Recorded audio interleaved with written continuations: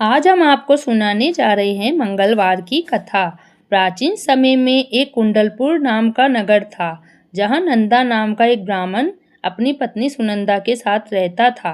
ब्राह्मण दंपति धन धान्य से संपन्न थे, लेकिन उनके वंश को आगे चलाने के लिए उनके कोई संतान नहीं थी।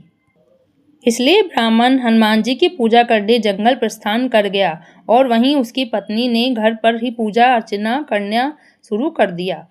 वह मंगलवार को हनुमान जी की पूजा करती, फिर भोग लगाकर खुद प्रसाद ग्रहण करती।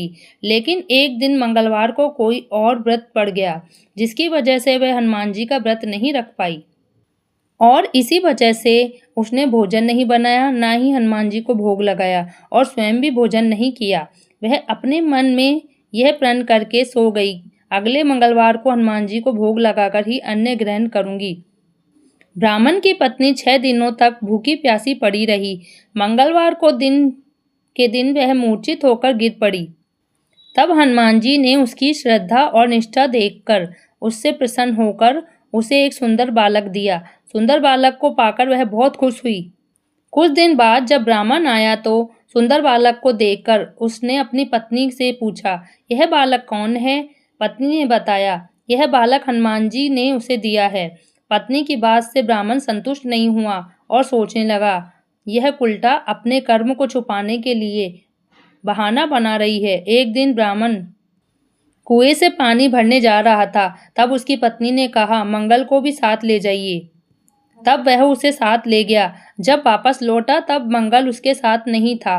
पानी भरते समय मंगल को नाजायज समझ के उसने कुएं में फेंक दिया था।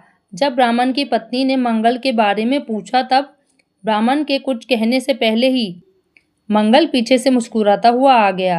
रात को स्वप्न में उसे हनुमान जी ने दर्शन दिए और ब्राह्मण से बोले कि यह बालक उसे मैंने ही दिया है, तुम अपनी पत्नी को उल्टा क्यों कहते हो? यह सुनकर ब्राह्मण बहुत खुश हो गया और ब्राह्मण दंपति सुखपूर्वक अपना जीवन व्यतीत करने लगे।